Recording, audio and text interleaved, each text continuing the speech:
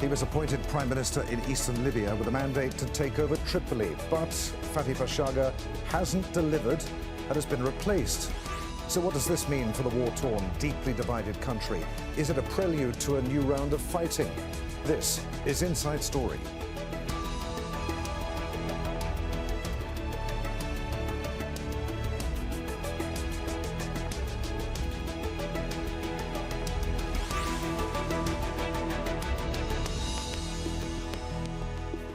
Hello, welcome to the programme. I'm Adrian Finighan. Libya has been divided between two governments and two prime ministers. One of them has now been suspended. Some analysts are warning yet another power struggle could emerge. So how will this affect Libya's other government based in Tripoli? And could it lead to new alliances, both in politics and on the battleground? We'll explore these issues in a moment with our guests. But first, a report from Al Jazeera's Katia Lopez-Horayan. He rose to power in Libya's east, hoping to take control of the country's west. But about a year into the job, Fathi Bashagha, the prime minister appointed by the eastern-based parliament, has been suspended and replaced by his finance minister. Some analysts believe it's because he hasn't managed to unseat this man, his political rival in Tripoli. Abdul Hamid al-Dabaiba was installed as prime minister in 2021 in a UN-backed process. For years, it's fueled a power struggle between two governments in one country. There are certain personal interests and short gains involved in this matter. Those seeking their own interests act in a way that benefits them. If someone's not acting in their favour, they sideline or remove him immediately. Perhaps the biggest issue is money and how to manage it. The government in Tripoli has access to the state budget. The administration based in Tobruk does not. Some analysts suggest the suspension may have been motivated by financial disagreements with warlord Khalifa Haftar. There are certain problems within the House of Representatives. It adds to the challenges faced by the eastern region. It's said that Bashaga had received funds and spent them without the knowledge of the House. This is just one of many issues. Many of Libya's disputes have played out in its oil refineries. Armed groups in the east have shut down some facilities in an attempt to give Bashaga leverage in the capital. The closures put more pressure on world energy prices, but they did little to persuade the Central Bank of Libya to work with parliament. For more than a decade, there's been fighting in Libya. Muammar Gaddafi was ousted and assassinated in 2011. 3 years later, the country was divided by warring factions backed by armed groups. A ceasefire has ended some of the fighting on the ground, but in the political arena, the battles continue. Katia Lopez-Horayan for Inside Story.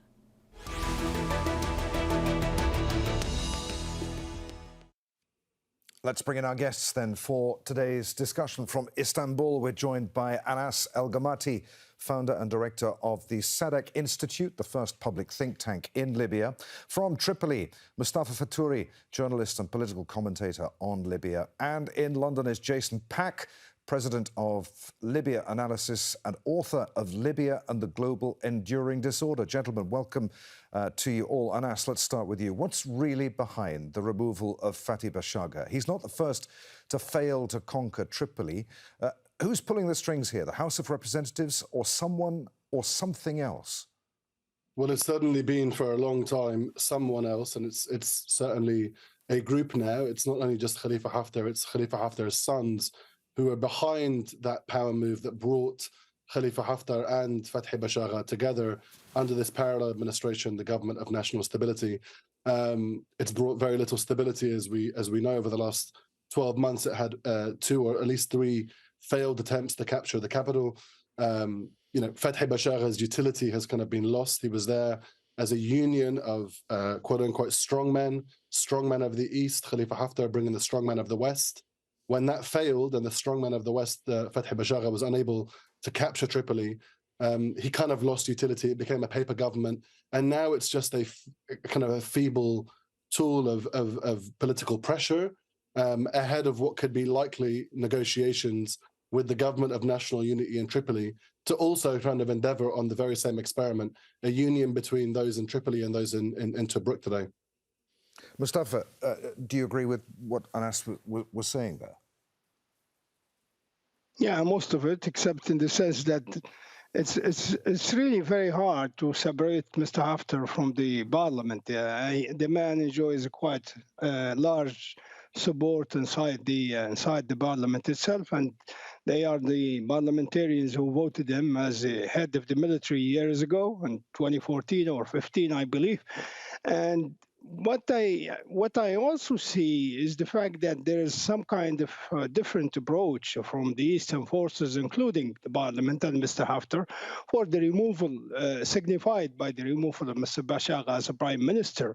And that could be read or understood in one of three ways. One is very strong message to Mr. Batili, the UN envoy to Libya, by the parliament, essentially telling him that we did our bet for any possible deal for united military institutions, as well as preparations for the elections sometime this year. So it's the ball in the court of the people in Tripoli, i.e. Mr. Dbeiba, and two, that Mr. Bashaga has overstayed his term in terms of usefulness to the forces in eastern Libya, especially Mr. Haftar. And third, possibly, and very important point, is the fact that he became a liability after he attempted twice to enter the capital over the last 12 months, as our colleague from Istanbul mentioned before. And he ended up unfairly actually chased by military force out of the capital, leaving behind many deaths and quite a large destruction and private properties of the people. So he became a liability in a way. Yeah. Why would that be his fault, though? I'm sorry? Why would that be his fault? The fact that he couldn't enter Tripoli. Basically, I would explain this very easily, because basically those who support you might support you in general terms, that you are the prime minister, that you should take over power, but they are not necessarily supporting the way you do it, the steps you take. I'm not sure, I'm quite sure actually that he consulted very little on the issue of entering the capital in the way he did. And because of that, many parliamentarians are against him. Essentially, they don't want violence anymore. Plus the fact that he's increasingly has been perceived as not very keen on national reconciliation, as we have seen over the last few months, that the military commission 5+5 has met repeatedly in Benghazi and Tripoli, and both sides are talking in terms of military arrangements at least. And it's perceived that Mr. Bashaga represents some kind of hoax, on the eastern side of the country. And that's not something welcomed. Plus the fact we should not discount or discredit the allegations of corruption against him. I mean, the whole country is corrupt from top to bottom. That's true. But there are certain serious allegations here. Jason, as Mustafa was saying, the whole country is corrupt. The fact that he's been removed from office and is now being investigated, so it doesn't have everything to do with the fact that he failed to take control of Tripoli. He is one of Libya's most influential politicians, a former interior minister. I mean, given that the whole country is corrupt, what could he have done wrong? Or is this a trumped-up charge against him, if you like, a smokescreen? Well, I think it's important to zoom out and draw on some of the very good points that Anas and Mustafa have made.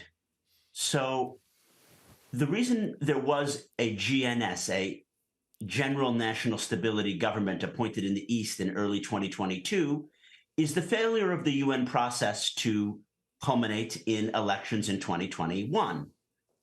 And the reason that failed is because all the status quo actors, from Dbeiba to Haftar to the UAE and Turkey and Egypt, didn't want there to be elections. The status quo actors are happy for things to continue as they are. They make their corruption. Libya is a failed or imploded state with all these different semi-sovereign institutions, and each of the regional powers have their own interests. Bashaga was chosen in the East because it was Bashaga who had defended Tripoli from Haftar's assault in 2020 and 2021 as the interior minister. And that made it seem like, oh, the East is not that biased. The East is bipartisan, blah, blah, blah. And this also took Bashaga away as a threat. After he failed to enter Tripoli in 2022 and early 2023, he's a busted flush. He's no longer useful. Rather than the victory in defending Tripoli that he had in his resume, it's the failure to re-enter Tripoli on behalf of the East. So Haftar and his sons and Aguila Saleh have discarded him. They've taken a potential rival to the status quo and they've gotten rid of him. So now it's nearly impossible to have a unity government, and it will be impossible to move to elections. And therefore, what we've heard from our friends in Tripoli and Istanbul is all correct. This is all part of the parlor game whereby the Libyan actors make it more complicated for the internationals to ever have an election. All right. And the regional powers conspire in the global enduring disorder to make sure that there can never be any progress. So where does that leave the UN and its envoy, who recently came up with yet another initiative to try to hold elections? Well, it leaves them back at square zero, as they've been the whole time. He announced this steering committee in early January 2023, and he said the steering committee was going to be going around the HSC and the HOR. Then when Egypt pushed back, what do you know? He said, oh, actually, we're going to have the steering committee as advisory, and we're going to work through the HOR and HSC to make the electoral legislation. Right now, given what's happening in Sudan, Egypt and the Emirates are the dominant players. They support opposite sides in Sudan, but they work together in Libya to prevent progress.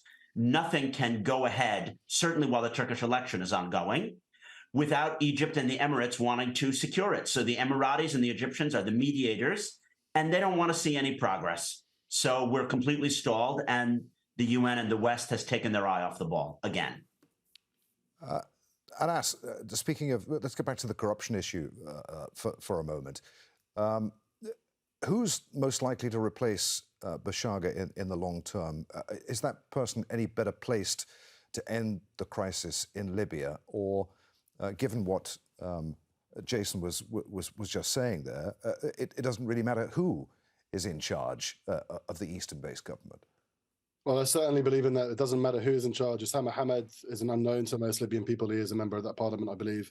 But the reality, and I think I have to touch on the 2 points that were made by Mustafa and by Jason, is that number one, the idea that we have a parliament that enjoys credibility, that enjoys legitimacy. Let's just remember and remind our viewers, number one, that parliament was elected a decade ago and has suffocated the political process ever since, as Jason was alluding to. But also that parliament was burnt down or set on fire by protesters last summer in protests against the status quo. It has been the parliaments. I mean, I would say that the elements of corruption that the two other speakers have pointed to, they're certainly true. I mean, the government in Tripoli is certainly corrupt. The 7 previous interim governments have certainly had that kind of corruption, but that's not blocking the elections. What blocks the elections are 2 factors. First, in elections law, and secondly, the constitutional basis of those elections. And they are central tenets of the UN roadmap. Those 2 central tenets are controlled by the 2 rival parliaments. The High State Council that was elected in 2012 is now a consultative body, and the parliament that we refer to in Eastern Libya. Those 2 parliaments have absolutely no ambition and no incentive to hold elections. Those 2 parliaments are the very reasons why we didn't have elections last year, because they kept agreeing to disagree over the constitutional basis and the electoral law in Libya. The very idea that they have any incentive, the very idea that they have been are going to be the next custodians of Libya's election roadmap, when they have actually blocked successive attempts since 2015 to hold elections, is a joke.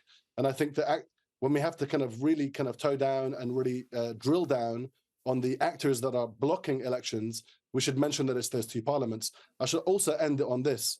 The idea that Khalifa Haftar enjoys a relationship with that parliament, the last parliamentarian that enjoyed a relationship with Khalifa Haftar was called Siham Sargewa, and she was most likely assassinated by his forces when she asked for a peace deal, or at least an end to the war that started in 2019. That is a continuation of what has been happening now. It is brute force that is at the heart of the policies that are being conducted in Eastern Libya, that rarely, if ever, reaches quorum and has more than 122 members. So by its own rules and regulations, it can't pass any legislation. It can't pass any actions over the government in Tripoli, or even its own parallel government, the GNS.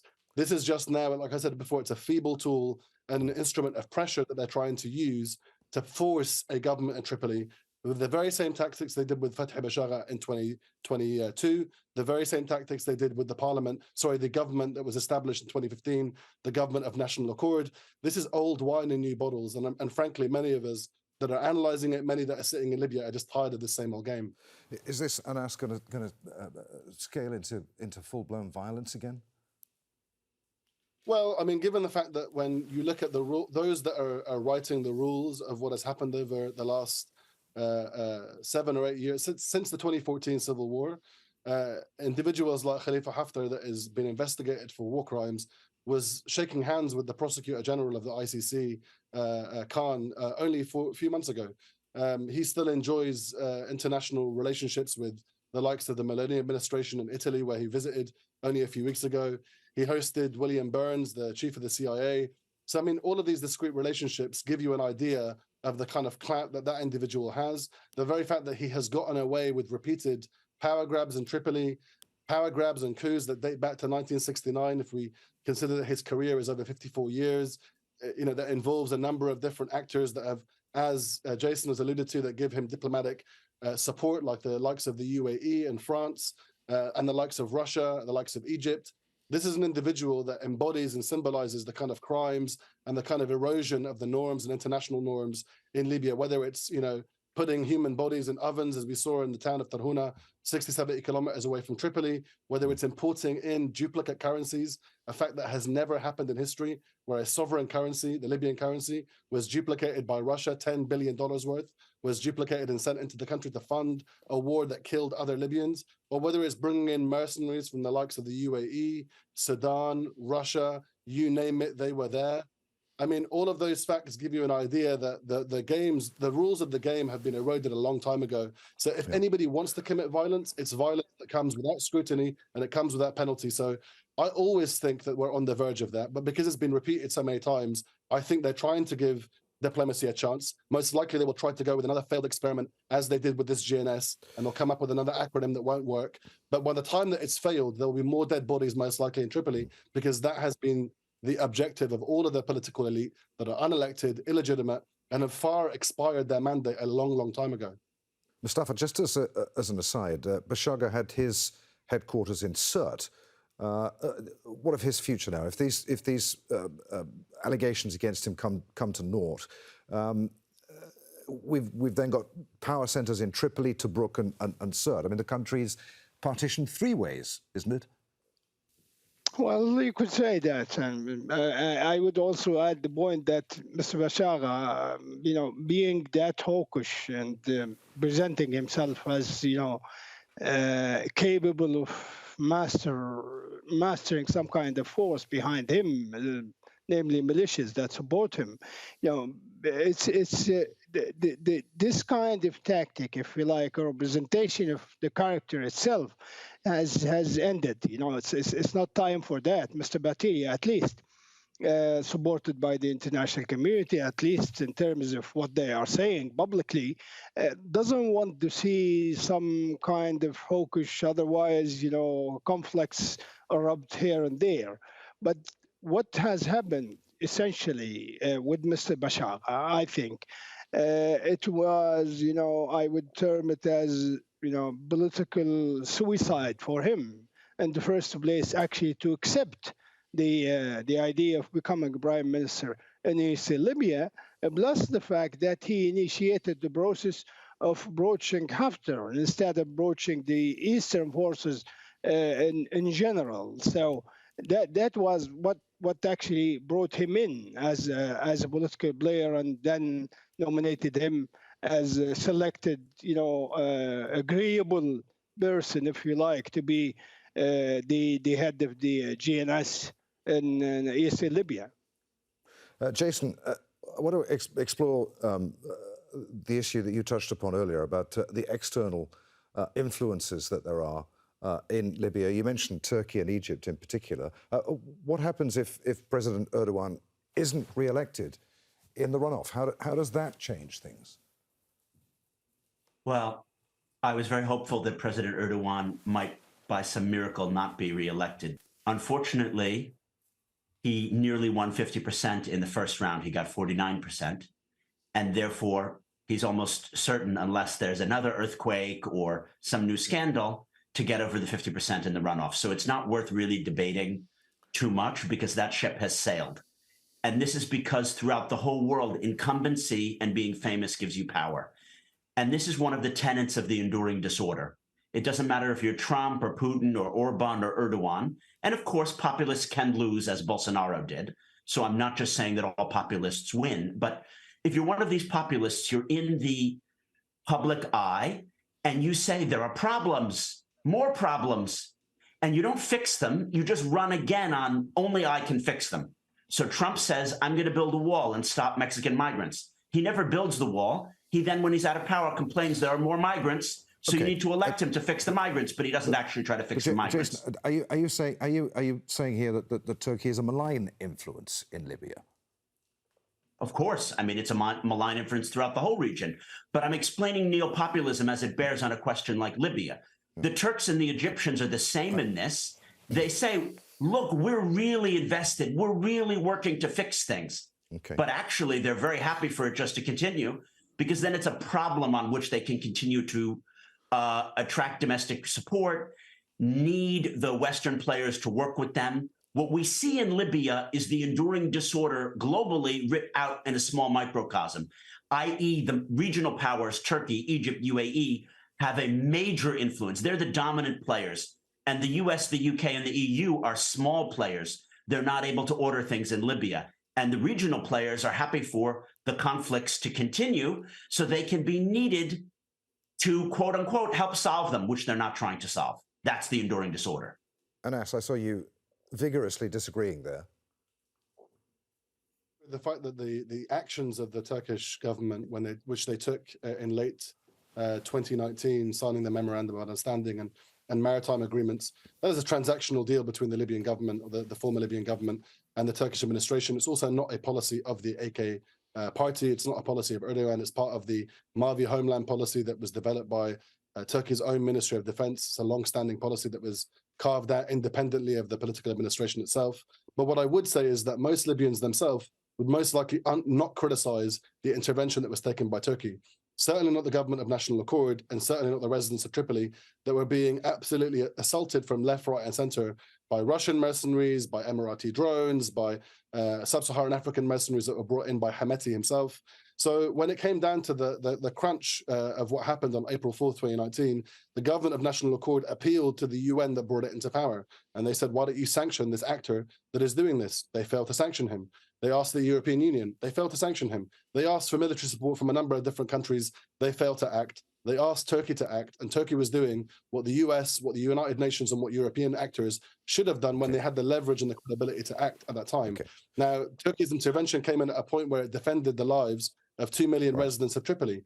It hasn't advanced in the rest of the country. It hasn't taken an aggressive stance on the forces in eastern Libya, and it led to a stalemate. Now, what I would agree with in terms of Jason's analysis is that they've entered into a status quo with the United Arab Emirates and with Russia, and they've carved out this stalemate that has really plagued the country moving forward. But I wouldn't say that Turkey's intervention was somehow drummed up by President Erdogan, or that it was a malign influence. In fact, it was the only influence that brought the country to a ceasefire when the UN attempted to broker one several times and failed. Jason, do you want very quickly to reply to that? Yeah, that's correct, of course. When Haftar attacked on April 4th, 2019, the GNA came to Washington. I met with them. They wanted to go to the UK and to Italy. And of course, they asked to be saved. They asked for arms. They asked for help. And they were abandoned by their Western allies. Neither Italy, the UK, or US came to save them. The Turks came in. They invented a new form of drone warfare, which was able to defeat the Russian and Emirati anti-aircraft batteries. And they saved Tripoli. And the Libyan people will be forever grateful for that. And I'm grateful for that. I was commenting on the current situation whereby there's a carve out. There are now Turkish interests in the oil trading sphere. Maybe you've heard of Bayagan. And then the Russians are doing certain things, and Tatneft is developing a well. And the Emiratis work now both with Dubaiba and with people like Aguila Saleh. But they've kind of soured on Haftar. And the Egyptians are working with Haftar in Libya, although they oppose Haftar in his Sudan adventures. So the point is, the Turks had that great role to save Tripoli, but now they're just a status quo actor working with Libyan status quo actors to produce the global enduring disorder. And you need to grasp that none of these regional powers have a vision for Libya. They don't have a vision for the region other than for it to be destabilized so that they can just stay in power. Mustafa, we've been talking about the two administrations in the East and the West, the external influences upon them. There's another underlying issue here, though, the armed militias. All international efforts focusing on reaching a political settlement, but you've got to disarm those militias too and integrate them somehow into society. I mean, is that ever going to be done? No, it will never be done, actually. I don't really consider this to be priority, considered a priority by either side, on the West or the East, because as well as the same goes for the international actors who are meddling in the Libyan affairs, because you can always use such thugs, on the armed militias, whether in the East and South or in the western part of the country. So the idea, I mean, what we have seen, some kind of trend, I've been seeing over the last few years after, during starting, the last year of Mr. Siraj's government, is that most of those thugs, armed militias are gaining legitimacy, if you like, by being somehow seemingly integrated into serious government organizations like we have seen in Tripoli here with the Gnewa and the others. The same goes for the eastern part of Libya, the same thing. So the idea of there's also, a tricky thing here proposed by the United Nations at the time of Stephanie Williams, that the mercenaries, for example, who are the backbone of supporting either side when there is a war, including the militias, of course, when there is a serious fight, they can only be, especially the African ones, they can only be sent back to their countries like Chad and Sudan, for example, when those countries are stable enough to receive them. And this condition has been repeated recently by Mr. Batili. That means they will never go back because those countries, a very good example of which Sudan and Chad, will never actually be stable in the near future, at least. So the effect in Libya will continue. And the idea of, integrating those armed militias, into serious government entities is very unlikely in the foreseeable future, unfortunately. Okay. All right. Gentlemen, there, I'm afraid we must leave it. Anas Al-Gomati, Mustafa Fetouri and Jason Pack, thank you very much indeed for being with us on Inside Story. As always, thanks to you for watching. You can see the programme again at any time by visiting the website. You'll find that at aljazeera.com. For further discussion, join us at our Facebook page. You'll find that at facebook.com/AJ Inside Story. And of course, you can join the conversation on Twitter. I handle at AJ Inside Story. From me, Adrian Finighan, and the team here in Doha, thanks for being with us. See you again. Bye now.